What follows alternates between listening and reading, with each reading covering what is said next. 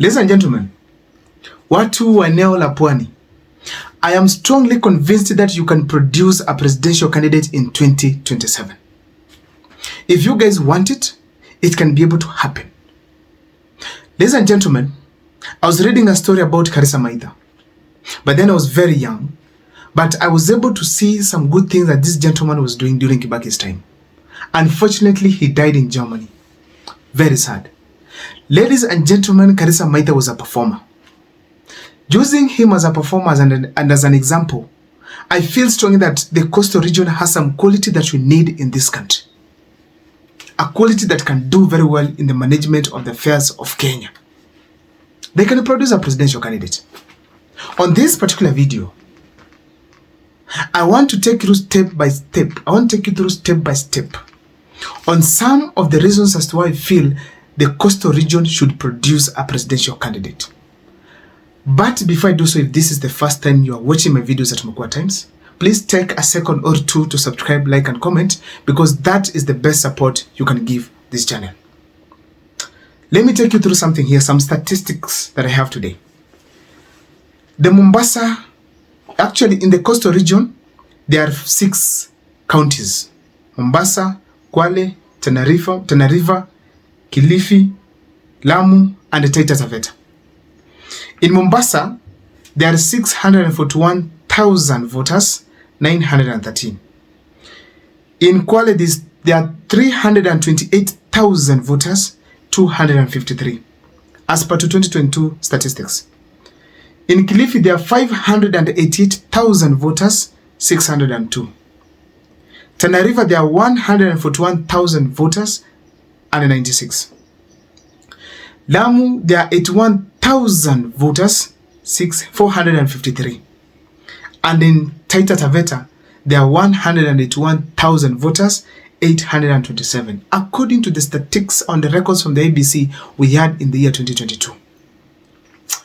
Ladies and gentlemen, this totals to almost approximately 2 million voters. 2 million voters. Now look at this.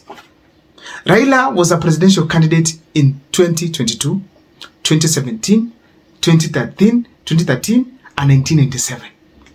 Let's see the statistics that he had for 2022. Raila Amolo Odinga from Luo Nyanza, he had Siaya, Kisumu, Homa Bay, and Migori.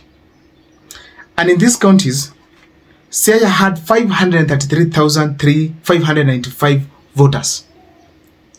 Kisumu had 606,754 voters. Homa Bay had 551,071 voters. Migori had 469,019 voters. Ladies and gentlemen, these people are totaling to approximately 2.1 million voters, equal to that one of the coastal region, approximately, almost equal. Ladies and gentlemen, let me look at what William Ruto had in 2022. William Ruto, from his entire Rift Valley support base, let me talk of Kericho, Bomet, Nandi, Turkana. Let's talk of Elgeyo Marakwet. Let's talk of Uasin Gishu County. Ladies and gentlemen, plus many other counties I might forget, he had a total of about 3.5 million votes, approximately. And then he received some from Mount Kenya. So this gentleman became the president of the Republic of Kenya. I'm trying to show you that the numbers that are in the coastal region, they're not too small to make someone a president in this country. They are enough to propel you to the rest of the country to look for voters. Very important. Very important. Now, on this particular video, I want to show you, ladies and gentlemen, first, why is it that Raila Amolo Odinga and William Ruto are so much interested in the coastal region? First of all, remember, William Ruto has taken Ali Hassan Joho into the cabinet. Let me show you the game that is being played there. He has taken the speaker, that is Amason King, the former governor of Kilifi County, as the speaker of the Senate. He has taken, of course, Mvurya as also one of the leaders, one of the cabinet secretaries. Meaning, he has captured the entire support base of the coastal region. He has all the leaders, top leaders of the coastal region. He also has Raila Amolo Odinga, who also brought those who are remaining to William Ruto's side. Why is it that they're putting all these efforts in the coastal region? It's because without the coastal region, they're heading nowhere. They're heading nowhere. Let me show you. If William Ruto comes on board with his 3.5 million votes, then we are having Raila Amolo Odinga with his 2.1. If these combined, they can bring about, let's talk of 5 million votes, approximately. So, minus the 2 million of coastal region, William Ruto is at 5, assuming everyone votes for him. Assuming everyone votes for him. Is at 5. So, plus the coastal region votes is probably 6.5 and above.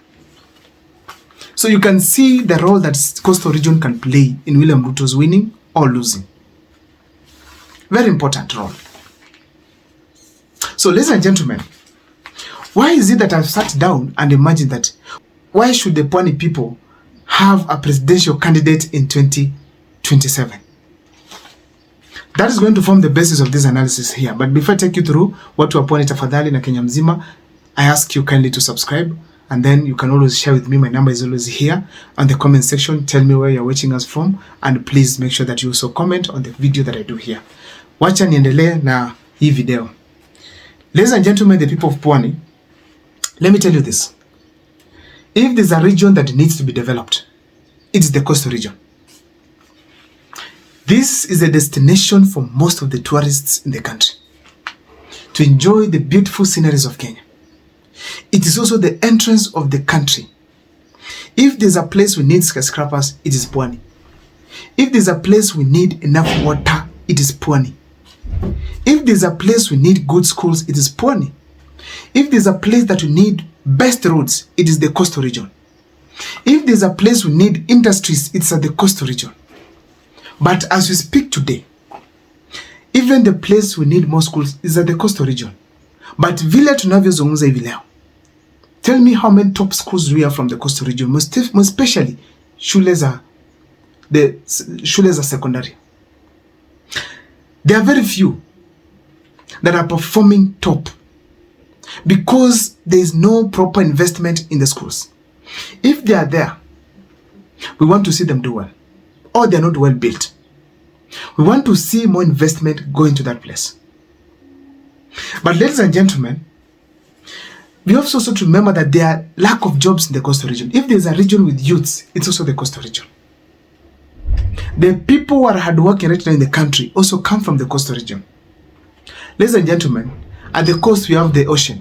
But I'm telling you, if there are places where there are people literally transporting water using donkeys, it's at the coastal region. No water. These people are endowed with land. And they're doing good. They have good pieces of land. But we want to see these resources used well. If you go to the hospitals in Mombasa right now, in Kilifi, in Taita Taveta, most of them are not doing well. They're not well equipped. We need a hospital just like Kenyatta National Hospital at the coastal region, even if it's in Mombasa, so that the people of Mombasa don't need to be transported to Nairobi. The people of Kilifi. We need at least even 2 or 3 so that it can be able to cater for the people of that region. But there's no leader who will think about the coastal region the way I'm doing right now, when he knows very well that he can use your leaders to get your votes. The moment he will know that the coastal region is united behind a certain leader and they want to be a president, to have a president, the government will think about the coastal people seriously. Seriously. And they will take you very serious. That leader is able to negotiate development projects like now having a Kenyatta National Hospital in Nairobi, in Mombasa, in even Kilifi. Big hospitals, big universities. Right now we only have Pwani. I don't know whether Kilifi is there. But we need big universities there, so that the coastal region people can also enjoy the other amenities elsewhere that are available elsewhere. So ladies and gentlemen, as we speak today, it's ideal that the coastal people produce a leader. And to add it on top, most of these presidential candidates, most of these leaders that we've been having in politics for long, they have houses in the coastal region. Big hotels, big houses, their residences are there.